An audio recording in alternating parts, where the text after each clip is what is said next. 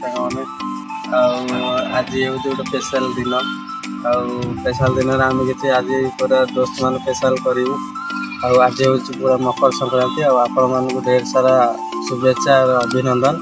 मकर संक्रांति ମାନେ ଭଲ ଭଲ ଜାଗାକୁ ଯାଆନ୍ତୁ, ମନ୍ଦିରକୁ ଯାଆନ୍ତୁ, ବୁଲନ୍ତୁ, ପୁରା ଏନ୍ଜୟ କରନ୍ତୁ। ଆମେ ଆଜି ଯାଉଛୁ କିଛି ମନ୍ଦିର, ସେ ଭିଡ଼ିଓଟି ଆଗକୁ ଦେଖନ୍ତୁ। ଆଉ ମନ୍ଦିର ବିଷୟରେ କିଛି ରହିବ, ଭଲ ଭଲ ଦୃଶ୍ୟ ଆଉ ଦେଖନ୍ତୁ। ଆଉ ବୁଲିବା ପାଇଁ ନିଶ୍ଚୟ ଆସନ୍ତୁ। ଆଉ ମୋ ଭିଡ଼ିଓଟି ପୁରା ଫାଷ୍ଟରୁ ଲାଷ୍ଟ ଯାଏଁ ଦେଖନ୍ତୁ। ଆଉ ମୋତେ ଟିକେ ସପୋର୍ଟ କରନ୍ତୁ।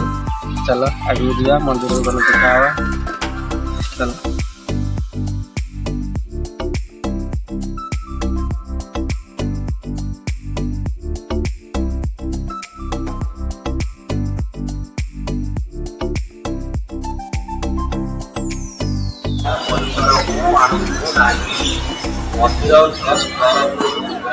फाइनाली ଆମେ ଆଜି ପହଞ୍ଚିଗଲେ ଜଗନ୍ନାଥ ମନ୍ଦିରରେ।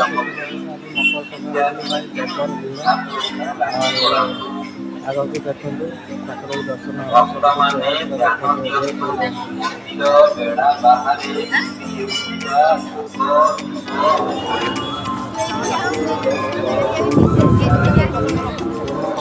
फाइनाली ଏଠି ପୋଖରୀ, ଗୋଡ଼ ହାତ ଧୋଇକି ଯିବ ଠାକୁର ଦର୍ଶନ ପାଇଁ। ଗୋଡ଼ ହାତ ଧୋଇ ହେଉଛନ୍ତି। ଭକ୍ତମାନେ ଧ୍ୟାନ ଦିଅନ୍ତୁ, ମନ୍ଦିର ବେଢା ବାହାରେ ବିକ୍ରି ହେଉଥିବା ଭୋଗ, ଦୀପ ଓ ପୂଜା ସାମଗ୍ରୀ ମନ୍ଦିରକୁ ଏବେ ମନ୍ଦିର ବେଢା ପରିସରକୁ ଆଣନ୍ତୁ ନାହିଁ। ଦେଖନ୍ତୁ ମନ୍ଦିର ମନ୍ଦିରର ଭିଉ ଆଉ ସୁନ୍ଦରତା କେମିତି ଝଲକୁଛି ଆଜି ମକର ସଂକ୍ରାନ୍ତିରେ। ପୁରା ମନ୍ଦିର ପୁରା ବ୍ୟୁଟିଫୁଲ ଲାଗୁଛି। ଆଉ ଆମେ ଗୋଡ଼ ହାତ ଧୋଇକି ନନାଙ୍କ ଠାରୁ ଟିକେ ଆଗ ଚନ୍ଦନ ଲଗେଇଦେବା। ନନା ଆମର ଟିକେ ଭଲସେ ଚନ୍ଦନ ଲଗେଇ ଦେଉଛନ୍ତି।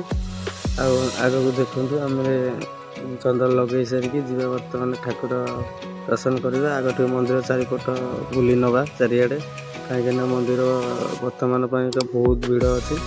ଆଉ ଠାକୁର ଦର୍ଶନ ହେଇପାରିବନି ଏବେ, କିଛି ସମୟ ବୁଲାବୁଲି କରିଦେବା, ଫାଙ୍କା ହେଲେ ଦର୍ଶନ କରିବା। ଦେଖନ୍ତୁ ମନ୍ଦିରର ପଛପଟ ଇଏ ଭିଉ କେତେ ସୁନ୍ଦର ଲାଗୁଛି, ଆମ ବାବା ଗୋରେଖନାଥ ମଠ। ଆଉ ଆପଣମାନଙ୍କୁ ମୁଁ ରିକ୍ୱେଷ୍ଟ କରୁଛି ଯେ ଆସିକି ଥରେ ବୁଲି ଯାଆନ୍ତୁ। ଯିଏ ଆସିଛନ୍ତି ତ ଭଲ କଥା, ଯିଏ ନ ଆସିଛନ୍ତି ଆସନ୍ତୁ, ଥରେ ବୁଲିକି ଯାଆନ୍ତୁ। ବହୁତ ସାରା ଲୋକ ଆସୁଛନ୍ତି ଏଠି ବୁଲିବା ପାଇଁ। ଦେଖନ୍ତୁ କେତେ ସାରା ଲୋକ। ଆଉ ବାବା ବି ଆମର ଯାହା ମାନସିକ କରିବ ତାହା ଶୁଣନ୍ତି। ଏଇ ଡୋରି ଯେଉଁ ଦେଖୁଛନ୍ତି ବନ୍ଧା ହେଇଛି, ଆମର ଯାହା ମାନସିକ ରଖିକି ଡୋରି ବାନ୍ଧିଲେ ସେଇଟା ବହୁତ ଜଲ୍ଦି ପୂର୍ଣ୍ଣ ହୋଇଯାଏ। ଆଉ ପୂର୍ଣ୍ଣ ହେଲା ପରେ ତାକୁ ଆସି ପୁଣି ଖୋଲନ୍ତି, ବାବାଙ୍କୁ ଦର୍ଶନ କରିକି ଆଉ ଯାଆନ୍ତି। ଆଉ ଆପଣମାନେ ବି ଯେତେବେଳେ ଆସୁଛନ୍ତି ବାବାଙ୍କର ବିଭୂତି ଟିକେ ନେଇକି ଯାଆନ୍ତୁ, କାହିଁକିନା ସେ ଗୋରେଖନାଥ ବାବା ଆମର ସେ ବିଭୂତିରେ ହିଁ ଜନ୍ମ। ଆଉ ଦେଖନ୍ତୁ ଆଗକୁ ଠାକୁର ଦର୍ଶନ ହେଇପାରୁଛି କି ନାହିଁ, କାହିଁକିନା ଭିଡ଼ ଏତେ ପ୍ରବଳ ଯେ ଦର୍ଶନ ଆଜି ହେଇପାରିବନି। ତେଣୁକରି ଆମେ ଟିକେ ପୋଖରୀ ଆଡ଼େ ଯିବା, ବୁଲି ଆସିବା। ଦେଖନ୍ତୁ ପୋଖରୀର ଭିଉ ଏମିତି ଅଛି। ଆଉ ଲୋକମାନେ ବି ସବୁ ଆସନ୍ତି ବୁଲିବା ପାଇଁକି। ଆଉ ଏଇଠି ପୋଖରୀ ଧୋଇ ଧାଇ ହୁଅନ୍ତି, ଯାଆନ୍ତି ଠାକୁର ଦର୍ଶନ କରିବା ପାଇଁ। ଆମେ ସାଙ୍ଗସାଥି ଟିକେ ଫଟୋ ଉଠାଇଦେଲୁ। ଆଉ ଚାଲ ଯିବା ମନ୍ଦିର ଆଡ଼େ, କ'ଣ ହେଉଛି ଆଉ ଦେଖିବା କେତେ କ'ଣ ଭିଡ଼ିଓ ଅଛି। ଦେଖନ୍ତୁ ମନ୍ଦିରର ଇଏ ପଛପଟ, ମାନେ ପଛପଟର ଭିଉ ବି ବହୁତ ସୁନ୍ଦର। ମନ୍ଦିର ଚାରି ପାଖରେ କିଛି ନା କିଛି ଦୃଶ୍ୟ ଏମିତି ବି ଗଢ଼ା ହେଇଛି, ଦେଖିଲେ ଆପଣମାନେ ଆଶ୍ଚର୍ଯ୍ୟ ହେଇଯିବେ। ଆଉ ମାନେ ବହୁତ ସୁନ୍ଦର କାରୁକାର୍ଯ୍ୟ ହେଇଛି ମନ୍ଦିରର।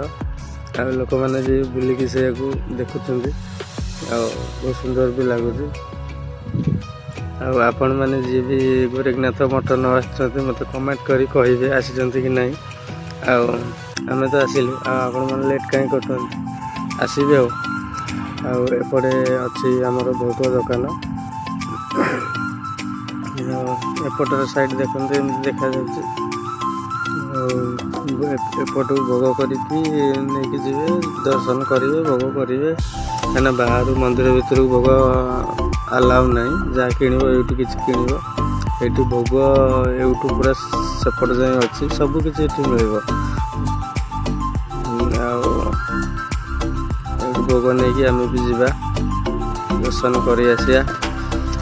ଦେଖନ୍ତୁ ମାନେ ସାମ୍ନା ପଟ ଦେଖନ୍ତୁ କେତେ ଜାମ୍ ଅଛି, କେତେ ଲୋକ ଅଛନ୍ତି। ଆଉ ଏଠି ଦର୍ଶନ କରିବା ପାଇଁ ହେଲେ ଧାଡ଼ି ଲଗାଇବା ପାଇଁ ପଡ଼ିବ, କାହିଁକିନା ଏ ଧାଡ଼ି ଦେଖିକି ମୋ ମୁଣ୍ଡ ଖରାପ।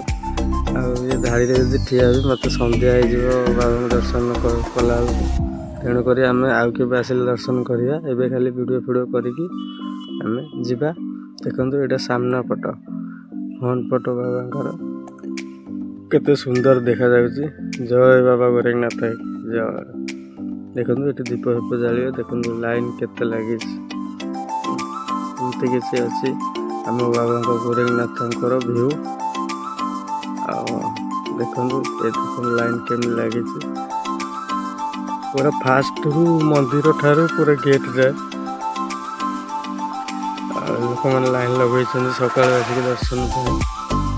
ଆଉ ଏମିତି କିଛି ଦେଖନ୍ତୁ ଫଣ୍ଡ ଅଛି। ଆଉ ଏପଟେ ବି କିଛି ମଧ୍ୟ ମାନସିକ କରିକି ଡୋରି ବାନ୍ଧନ୍ତି, ଗଛ ଉପରେ ବି ବାନ୍ଧା ହେଇଛି। ଆପଣମାନେ ଯାହା ମାନସିକ କରିକି ଆସନ୍ତି, ଗୋରୁ ଗାଈ ପାଇଁ ବି ମଧ୍ୟ ଏଠି ବାବାଙ୍କୁ ଡାକିଲେ ବାବା ଆମର ଜଲ୍ଦି ଶୁଣନ୍ତି। ଆଉ ନାଗସାପ କାମୁଡ଼ିଲେ ବି ଆସନ୍ତି ନେଇକି ବାବା ଭଲ କରିଦିଅନ୍ତି। ଆଉ ଆପଣମାନେ ଯଦି କେବେ ଆସିଛନ୍ତି ଏମିତି କେସ୍ରେ ତାହେଲେ ମୋତେ କମେଣ୍ଟ କରିକି ଜଣାଇବେ। ଆଉ ଏମିତି କିଛି ଅଛି ଦୃଶ୍ୟ। ଏଇଟା ହେଉଛି ବାବାଙ୍କର ପଛପଟ। ଏଇଟା ହେଉଛି ବାବା ଶଙ୍କରଙ୍କର ଚେଲା ସବୁ ବସିଛନ୍ତି। ଆଉ ଏମିତି କିଛି ଅଛି ଆମର ବାବା ଗୋରେଖନାଥ ମଠ। ରହିଲି, ଜୟ।